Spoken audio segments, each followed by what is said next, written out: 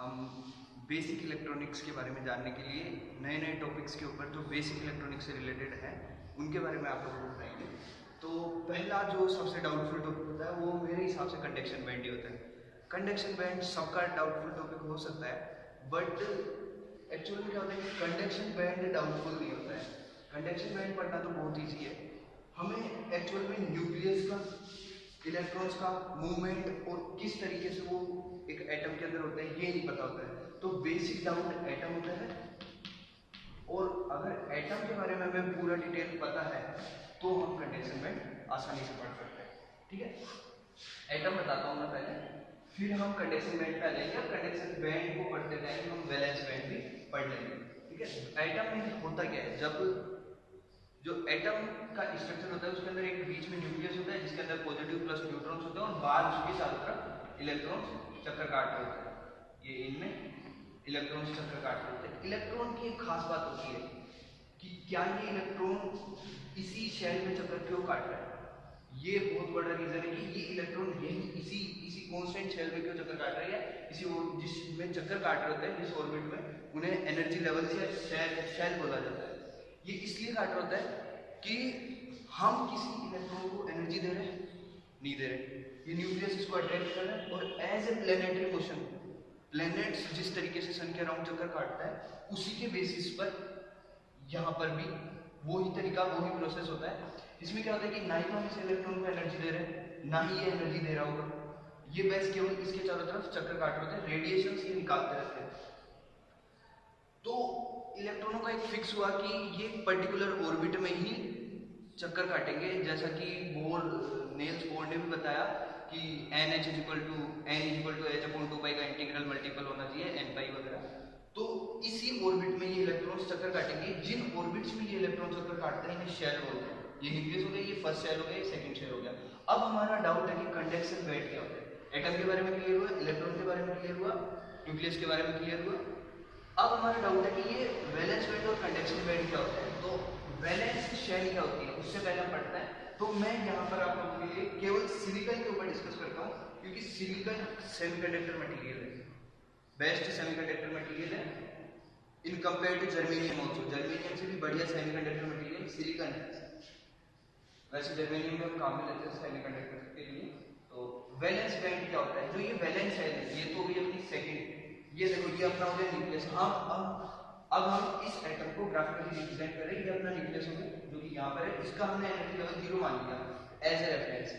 First band या first shell जिसके अंदर 2 इलेक्ट्रॉन्स हैं ये हो गया। तो जिस पाथ में ये चक्कर काट रहा है उनको ग्राफिकली रिप्रेजेंट करने के लिए हमने बैंड्स की हेल्प ली। कर्व में पढ़ते हैं तो बहुत दिक्कत आती है, इसलिए हमने बैंड्स बना के उसको पढ़ना था।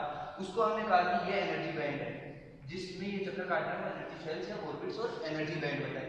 तो ये फर्स्ट बैंड हो गया, ये सेकंड बैंड हो गया। सेकंड बैंड के अंदर 8 इलेक्ट्रॉन था। आप इनके इलेक्ट्रॉनों को कुछ नहीं कर सकते। ठीक है, जो आउटर मोस्ट शेल होती है ये हो गई आउटर मोस्ट शेल। इसके अंदर सिलिकॉन के केस में 4 इलेक्ट्रॉन होता है। ये 4 इलेक्ट्रॉन से ये बन गया अपना वैलेंस बैंड। ये सबको पता होता है कि ये वैलेंस शेल है और ये वैलेंस इलेक्ट्रॉन है। ये हो गया वैलेंस बैंड। यहाँ पर हमने इसको वैलेंस बैंड बना दिया। ठीक है, वैलेंस बैंड के बाद में एक ऐसा रीजन कंडक्शन बैंड कहलाता है कि जिसके अंदर अगर इलेक्ट्रॉन जाए, ये चारों तरफ होगा एटम के पूरे चारों तरफ का वो रीजन जिसमें अगर हम इस इलेक्ट्रॉन को मिनिमम एनर्जी दें कि ये इलेक्ट्रॉन इस ऑर्बिट से निकल जाए और इसमें पहुंच जाए। मतलब यहाँ पर देखते हैं कि ये इलेक्ट्रॉन को हमने कुछ एनर्जी दी, फोटोन की फॉर्म में, किसी भी फॉर्म में दी, और ये इलेक्ट्रॉन्स यहाँ से निकल के यहाँ पर चला गया एक मिनिमम रेंज में, इस एनर्जी से मैक्सिमम और लेस देन दिस। ये इलेक्ट्रॉन यहाँ पर चला गया। तो अब क्या हुआ कि ये पूरे क्रिस्टल में फ्री हो गया। यहाँ पर तो बन जाएगा होल, जैसे ये इलेक्ट्रॉन से करंट आता है यहाँ से ये इलेक्ट्रॉन ये बन गया होल और यहाँ पर ये इलेक्ट्रॉन आ गया। तो ये पूरे क्रिस्टल में फ्री हो गया मूव करने के लिए। अब ये कंडक्शन बैंड की तो अपनी बात खत्म हुई। कंडक्शन बैंड के बाद में एक और टॉपिक होता है कि इलेक्ट्रॉन यहाँ पर मूव किस बेसिस पे कराया हम। तो यहाँ पर मैं बताना चाहूंगा कि हम 2 चीजों के बारे में पढ़ सकते हैं। एक तो होता है ड्रिफ्ट, मतलब इलेक्ट्रॉन का बाहर निकलने के बाद में 2 तरीके के मोशन होते हैं। एक होता है ड्रिफ्ट मान सकते हैं और एक है डिफ्यूजन। ठीक है, डिफ्यूजन। ड्रिफ्ट में क्या होता है, ड्रिफ्ट में क्या होता है और डिफ्यूजन में क्या होता है।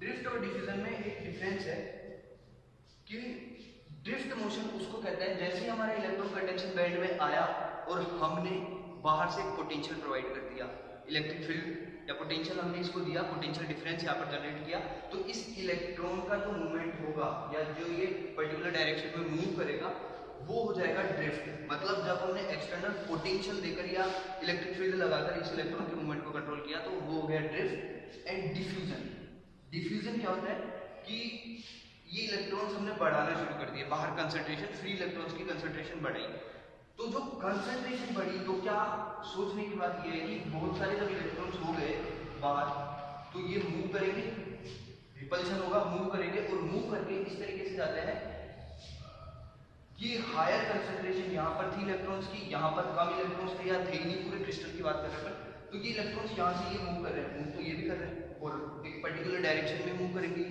हो सकता है ये इधर भी मूव कर जाए, but in the case of drift हम पूरा मोशन कंट्रोल कर लेते हैं इलेक्ट्रॉन का, और इसके केस में रैंडम मूवमेंट होता है, तो concentration, higher concentration to lower concentration, ये होता है डिफ्यूजन।